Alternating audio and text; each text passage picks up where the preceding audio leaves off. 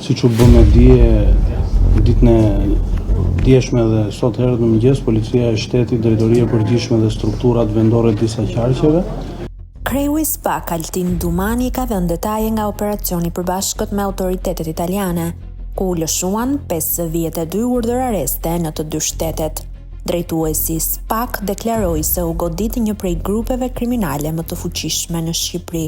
Altin Dumani në konferencën për media u shpreh se ka dyshime të forta se ky grup kriminal ishte i përfshirë në trafikun ndërkombëtar të drogave të forta dhe në pastrimin e parave.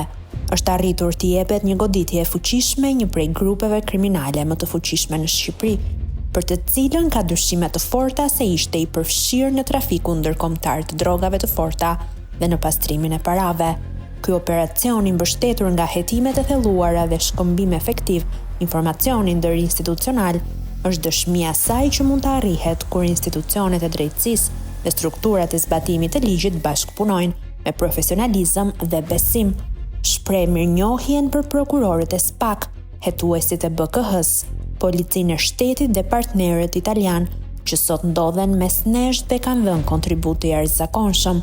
Falënderim për Eurojust dhe Europol për mbështetjen e dhënë gjatë hetimeve të kryera, u shpreh Altin Dumani gjatë konferencës.